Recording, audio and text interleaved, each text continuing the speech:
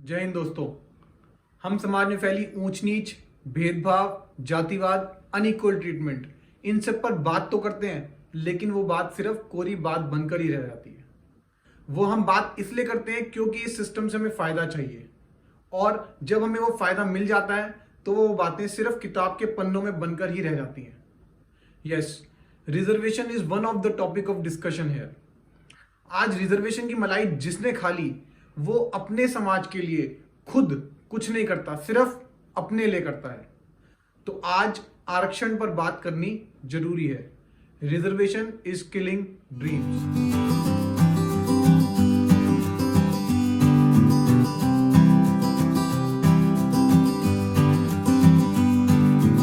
Doctor Ambedkar ने जातिवादिता का जहर पिया, लेकिन वो अपने सामर्थ्य से लड़ते रहे।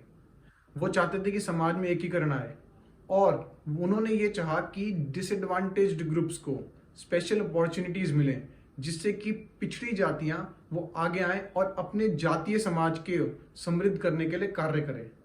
इसी के लिए उन्होंने disadvantage group, that is socially and educationally backward people को एजुकेशन, एम्प्लॉयमेंट एंड पॉलिटिक्स, इनमें स्पेशल जगह दिलाई under article 15 and 16 of the Indian constitution after independence. Article 15(4) and 16(4) of the Constitution enabled the state and the central governments to reserve seats in government services for the members of scheduled caste and scheduled tribes.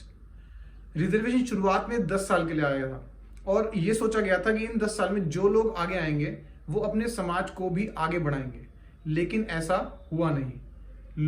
लोगों ने मलाई तो खा ली, लेकिन अपने समाज के लिए कुछ नहीं किया, और हर 10 साल बाद ये रिजर्वेशन सिस्टम कॉन्स्टिट्यूशनल अमेंडमेंट करके आगे 10 साल के लिए बढ़ा दिया गया, और ये कुप्रथा चलती रही। कुप्रथा इसलिए क्योंकि जो इसका मेन ऑब्जेक्टिव था वो तो गौण हो गया, और इसमें करप्शन आ गया। Historical injustice is now being perpetuated not by the upper caste but by the same caste themselves. Why I am saying this? क्योंकि अगर हम गवर्नमेंट जॉब्स का सही से एनालिसिस करेंगे तो हमें यह समझ में आएगा कि कुछ ही कास्ट हैं जो अपने आप को फ्रंट फुट पे लेकर आई हैं, और लेकिन बाकी सारी कास्ट, बहुत सी ऐसी कास्ट हैं जो आज भी सिर्फ बैकवर्ड की बैकवर्ड ही हैं। मैं किसी जाति का नाम नहीं लूंगा, लेकिन अगर कोई एक ऐसा सिस्टम है जो विफल रहा है तो वो रिजर्वेशन सिस्टम है। इसमें बहुत सी खामियां हैं, तभी ये कहीं ना कहीं विफल रहा होगा, और अगर खामियां हैं तो उसको बदलने का काम किसका है? हमारा है। लेकिन हम इसको हाथ भी नहीं लगाएंगे, हम इसको बात करने से भी डरेंगे। क्यों? वोट बैंक की राजनीति है। इंडिपेंडेंस के बाद ये रिजर्वेशन सिर्फ एससी एंड एसटी को दी गई थी, लेकिन 1991 1991 में मंडल कमीशन की रिकमेंडेशंस पर एक और अदर बैकवर्ड क्लासेस, इसकी एक सूची बनी, और इनको 27% रिजर्वेशन दिया गया based on social and educational background and other few factors as well. क्योंकि वीपी सिंह, पूर्व प्रधानमंत्री श्री वीपी सिंह जी के समय पर एक छात्र आंदोलन हुआ था, जिसमें 1 या 2 बच्चों ने अपने आप को आग लगाकर आत्मदाह कर लिया था, और सरकार को झुकना पड़ा। यह रिजर्वेशन का सिलसिला यहां नहीं रुका।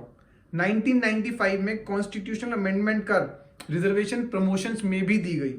सन 2000 में अमेंडमेंट कर वेकेंट सीट्स को अगले साल भरने का प्रावधान लाया गया। सन 2001 में फिर से अमेंडमेंट कर कॉन्सिक्वेंशियल सीनियरिटी दी गई एससी एसटी को। मतलब पार्लियामेंट से लेकर, असेंबली से लेकर म्युनिसिपैलिटी तक सब जगह रिजर्वेशन है, और जो नेता इस सिस्टम का फायदा उठाकर नोट बटोर कर आगे आए हैं, उन्होंने किसी ने भी अपने समाज के लिए उत्थान का कार्य नहीं किया, और ये चीज आप लोग भली भांति जानते हैं। आज 50% सीट्स रिजर्व्ड हैं, 15% शेड्यूल कास्ट के लिए, 7.5% शेड्यूल ट्राइब्स के लिए, एंड 27% अदर बैकवर्ड क्लासेस के लिए। इतना ही नहीं, समय समय पर और भी आंदोलन हुए हैं जो रिजर्वेशन मांग रहे हैं, और इससे पब्लिक प्रॉपर्टी को बहुत नुकसान भी पहुंचाया गया है, जैसे पाटीदार आंदोलन, जाट आंदोलन, मराठा आंदोलन एटसेट्रा। मतलब पिछड़ा बनने की एक रेस है, क्योंकि लोगों को यह दिख रहा है कि पिछड़ा बनने के फायदे बहुत ज्यादा हैं। कोई ये नहीं कह रहा कि हमें आगे बढ़ना है। रिजर्वेशन के नुकसान क्या क्या हैं? पहला, कास्टिज्म आज तक खत्म नहीं हुआ। बल्कि न्यूज चैनल्स ने कास्ट के नाम पे समाज को बांटा है और अपनी न्यूज को बेचने के लिए नेशनलाइज सेंसेशनलाइज करके समाज को ध्रुवीकरण कर दिया और खुद नोट बटोरे हैं। दूसरा, ब्रेन ड्रेन, सच्चाई है। तीसरा, कास्ट, जो जातियां पिछड़ी थी वो आज भी पिछड़ी हुई हैं, गरीब हैं और बद से बदतर हालत में है, ना उनका कोई नेता और ना कोई अभिनेता। चौथा, वोट बैंक की राजनीति ने कास्टिज्म को बढ़ावा दिया है और रिजर्वेशन की अहमियत को चोट पहुंचाई है। सबसे इंपॉर्टेंट, गरीब अपर कास्ट जो कि भविष्य के अनटचेबल्स बन रहे हैं। आज के मटेरियल वर्ल्ड में सबसे इंपॉर्टेंट पैसा है। क्यों? आप ही मुझे बताइए कि क्या हॉस्पिटल्स के अंदर, प्राइवेट जिम्स के अंदर, ई कॉमर्स परचेज के अंदर कभी आप लोगों से कास्ट सर्टिफिकेट मांगा गया है? नहीं। अब बात आती है कि इसका सॉल्यूशन क्या है। In Indira Sawhney versus Union of India case 1992, the court examined the scope and extent of article 16(4). The court has said that the creamy layer of OBCs, other backward classes, should be excluded from the list of beneficiaries of reservation. There should not be reservation in promotions, and total reserved quota should not exceed 50%. Yes, I am in favor of equality for all, level playing field for all, and equal representation for all, but not at the cost of creating a new class of people who will be untouchables in future.